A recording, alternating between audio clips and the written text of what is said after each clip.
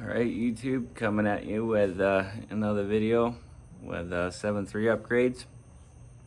So the reason for the video is basically not to show you how to, but maybe more of what putting some of these parts on will do to your truck's performance. So I'll show you what I'm putting in here. So all of these parts are going to go on in the right order, obviously. So we'll start here with the down pipe. Just open up the intake a little bit more. Up pipes, looks like it's a good upgrade to the stock ones, so we'll go with that, along with all the gaskets and all the stuff that goes with it. Then we'll work on just upgrading the turbo a little bit with all the new seals and all the stuff that comes from KC turbos in the kit. And we'll put in a new wheel setup in there, and we'll see what that does. And I think they call it XPX wheel, if I'm reading this right. So it's supposed to flow a little better, maybe build it a little bit more boost. So we'll show you a little before and after video. New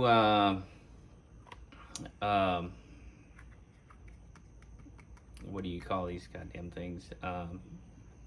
Intake boots with new clamps. Hopefully will seal a little better.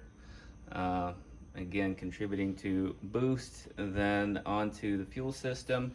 We're not going electric, going old school mechanical pump. We'll just throw a new one in, along with rebuilding the fuel bowl with all the new seals. Basically, this comes from dieselorings.com. Comes with every single seal that you need. This comes from them as well. This is for I believe the fuel pump and fuel bowl, you know, all the hoses that go in between them. And we'll throw in the crossover pipe in there, see if that aids in performance. So mainly the reason for it is, you know, I'm kind of getting a consistent leak, and that's diesel, not oil.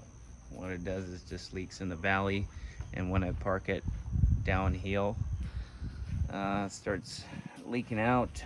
You can see I got a pretty good spot going there, so that's kind of annoying to have that in the driveway all the time. So we'll go ahead and keep you guys posted, and we'll see how this project rolls out.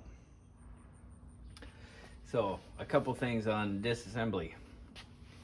This is what your fuel bowl looks like outside the truck. Mine's kind of nasty with a bunch of gunk inside there. Gonna clean that out later. And then this pile of shit came in from inside the valley. So this is literally what I could dig out with my hands. I just wanted to show you guys how much dirt you might have down there. And it looks like at some point I might have even had a mice living in there, judging by all the junk that should not be there. So if you're wondering why your truck is leaking even though you don't see a leak, well, it might be because you have a whole bunch of this saturated garbage in there, and it just sitting there soaking all this whatever drips off the fuel bowl or whatever else for years, and then finally it starts to just constantly drip on your driveway. And that's when you got to get in there, clean this out, and reseal all the connections. And another quick note on this deal. So this thread is backwards. So to take it off, you gotta go counterclockwise. To tighten it, counterclockwise. And I didn't have a set of these when I was taking it off, so I did have some long needle nose pliers, and I was able to go inside the fuel bowl and kind of grab it and twist it off. It wasn't on very tight, but I think you know, I just went and got the right tool just to have it, and I'm gonna use that to put it back on or take it off again. So that's it for now. We'll continue with taking off the turbo, the down pipe, and the up pipes next. All right, turbo finally out. A couple things I want to caution you guys about, I guess.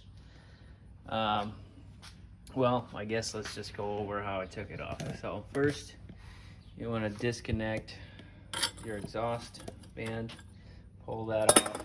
Pipe comes off a little bit to where you could, you know, come in here with your 8mm. Take these off. These are easy. There is one in the back, right there. It's kind of hiding, but what you can do is, you know, turbo's in there like that. Come in, put your tool on it like that. You just need a short extension, and you have enough space right here to kind of get a wrench on it and take it off. So that wasn't too hard. And then you can leave that connected because this thing kind of just, you can move it around. So taking this piece off allows you to get to this nut and this nut back here. So that's a 15mm. There are two of them right there. So these are 15. These top two are 13. So the top two are super easy. These two are not super difficult, but what you need is one of these swivel sockets. Again, 15mm. And once you get this off, pull it out of the way, which allows you to kind of get an extension. Sneak right here, you know, place it like that, and twist this one off. And this one you can kind of get to it without taking much apart. Again, you know, just kind of have to play around with it. These weren't too much trouble. The ones that were difficult is this 10mm bolt back here. You know, you can kind of hardly see it. You know, if you're looking at it from the valley, you'll be able to kind of spot it sticking out. So again, that was just a little challenging to get to, but wasn't too bad. The one bolt that did give me trouble is this one back here. This bad dude, I fought him for all day yesterday, essentially. So what kind of setup you need, I guess this is what I tried. 1/4 inch 10mm with a swivel and a couple extensions. So the idea was to kind of go back here. There's enough room. And this is kind of how you look at it from the top.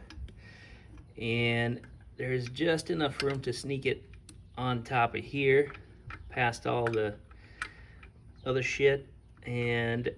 But the thing you gotta make sure is you right on it. Right? There's just, you can see there's like a cutout right here that allows you to be right on top of it. But then again, there's stuff right here, so it's kind of difficult to get to. So what happened to me is I think I went on crooked and essentially stripped the head of the bolt, and then I was in trouble because, as you can see, we can get this to focus, this thing is just mangled. Okay, so again, make sure if you want to get it off the first shot, get this on just right and soak it with WD-40, whatever, for like at least 2 days, because the rest of these are pretty greasy. This one is where the exhaust comes in, so this one gets pretty hot. So I think this is why this one gave me too much trouble. So then what I had to do is come in here with this deburring tool essentially and cut out enough meat to be able to fit this guy in there. So you can see this is a tool to get strip bolts out of there. So I cut out enough to fit this in there like that. And again, after monkeying around with it for about 3-4 hours, I got it to twist off. But I was at the point where I was just gonna burn the truck down because I was so pissed I couldn't get this thing off. So anyway, if you strip it, it can be taken off, but you're gonna fight it. So try to get it off the first time. Soak it and make sure you're right on it before you start twisting it. That'd be my advice. All right, fellas, another update here. So this is the aftermath of taking out the fuel bowl, turbo, both the up pipes and the down pipe. As you can see by all the metal shavings, there was a lot of cutting involved. Fuel bowl came out fairly easy. Pump is just loose. I'm gonna take that out later once I vacuum some of this stuff. But anyway, I'll take you back to the bench and get you a few pointers here. When you're taking out this deal, don't even bother trying to take these bolts off. As you can see, this stuff's on there for good. So I figured I'm gonna cut it off here and here. That way I can, mess with it on the bench, get it in the vise, because you could reuse this thing. I got a new one of these. And then again, where the up pipes come out of the manifold, this is what you're dealing with. Yeah, this stuff is not gonna come off. So it goes like this onto the manifold, right? And it basically clamps together. So don't worry about, if you cut it off, there's no threads in here or in the manifold. So there's some space in there, come in, it's tight. You're gonna have to fight it. So cut it right here. Obviously this will come out with your up pipe. A piece might be stuck in the manifold itself, but again, don't worry about it, they're not threaded in there. So you're just gonna have to get like a curl bar or something in there, and essentially imagine this is the manifold piece. Essentially it's gonna look like this, and try to get your curl bar in there and tap it, or just basically move it back and forth a little bit. And that's exactly what I did. Tapped it here, it kind of popped out a little bit, then I could jam my curl bar in here and sort of pop it the rest of the way on the manifold. I'm just using this as an example. These things will pop out real easy. So again, one of these deals is a friend, and get you a nice metal blade for your Sawzall. I'm using Diablo brand, I think it's what it's called, for metal cutting. Real happy with it, recommend it. Cuts through this metal like butter. So don't mess around with the generic brand. That blade is $4 and it lasted me through this whole job, still sharp. So anyway, hard part is done. All this stuff is on the table. Gonna have to rebuilt new O-rings, and then I got new piping. So once I clean the engine bay up a little bit from metal shavings, we'll start putting this stuff together. All right, another segment of this, I don't know what you would call it. We're in the process of rebuilding a turbo. So a couple things I was gonna note. So as I mentioned before, it's come in here and drill a bunch. So wasn't planning on it from the start, you know, doing the EBP delete or EBV, exhaust back pressure valve delete in the truck. I was just gonna clean it up, throw it back in, but since we had this bolt jacked up, so I'm gonna have to do it. So the idea is to cut it along this line right there, basically remove this whole piece of junk. That's what's inside. And along with that, we're gonna remove this fin from I don't know what you call this piece, but anyway, this thing was sitting in there like so. Fin was on it. You know, you come in, you drill these rivets out. They're steel. You're gonna have to get you a tool, and this thing slides out. Another thing to note, this is handy while it's still in the truck. So to take this off of here, obviously it screws on, but when it's screwed on, this deal right here slides back and forth. I'm gonna try to do it with one hand. There we go. So they're right there. As you can see, and it releases this deal right here. So when it's attached in the truck, you can just easily, boom, clip it off and take just this piece off. But anyway, that's for removal, just a tip. Make it easier on you guys, but again, I'm gonna put a freeze plug in here, come in, and I'm gonna have to weld a couple of holes in there. I'm gonna take it to a machine shop. I can't weld aluminum. We'll have somebody do that. Anyway, clean that up. In the process of cleaning this up, just kind of knocked the dirt off of it, and I wanted to show you guys. I believe this is this hasn't been rebuilt. I'm guessing it hasn't. Looks like an original wheel, and as you can see, it's pretty mangled. Look at the fins, but it still spins fairly freely. It seems like it's tight, there's no play.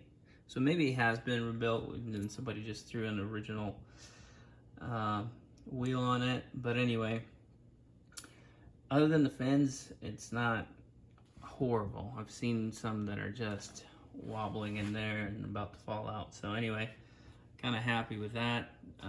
You know, seems like turbo was in okay shape. So anyway, on to keep disassembling that.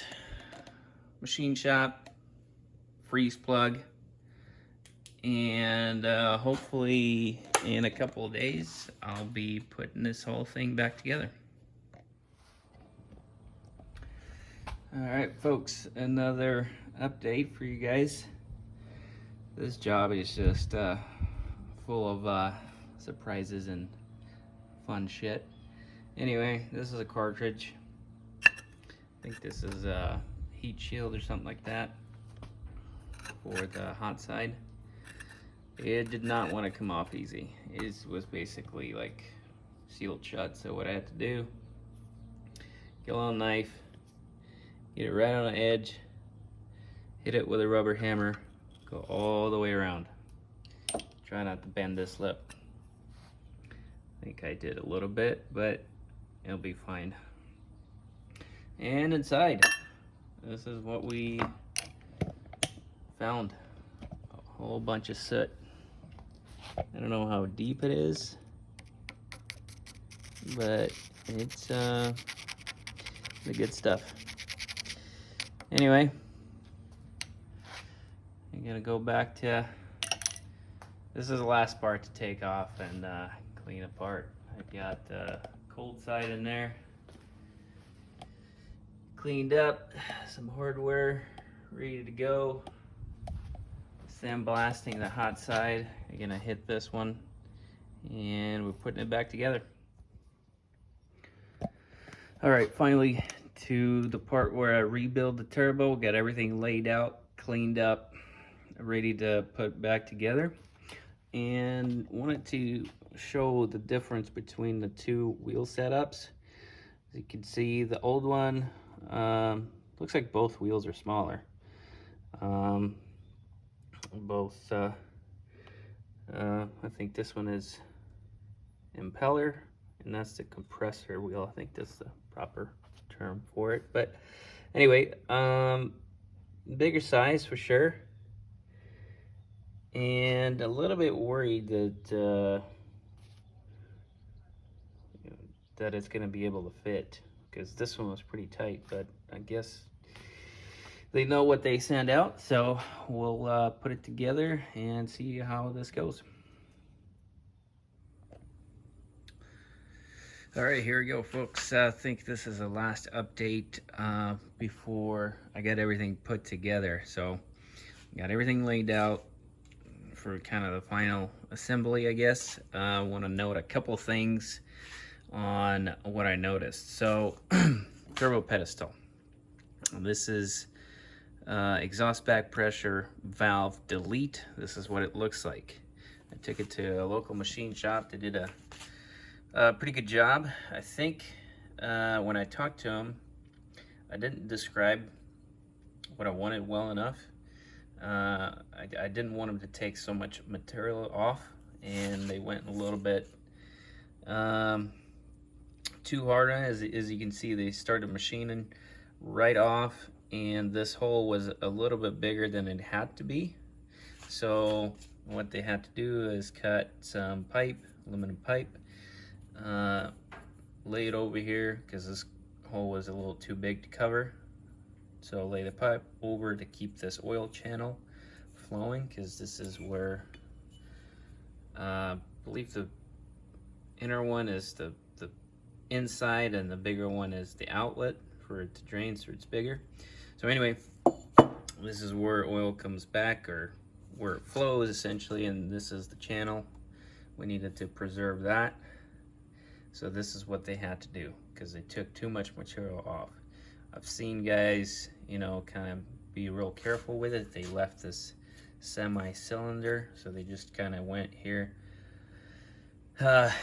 leveled with this, and left a little bit of that bowl here, so they didn't have to fill as much material here. And then these two holes are pretty easy to plug. I chose to leave this on. I believe this is some sort of valve that activated, you know, pressure going in and out. So didn't want any codes, so I'm going to plug it back in and let it think that it's doing something. So anyway, putting these two together here in a minute. Fuel bowl rebuilt, ready to go. Wires were good. I just did a little new you know, wire looms tape, make it last a couple more years, I guess. And the rest of the stuff laid out here, again, ready to go back in. Also in the truck, I got my new up pipes installed with this I don't know what to call this piece, manifold, whatever. This part was tricky. So what I had to do on the bench, I put this piece and this up pipe, this connection right here, I tightened it up on the bench and put it in as one piece. You can twist it in there and it goes in as one piece. This one goes in separately, just by itself.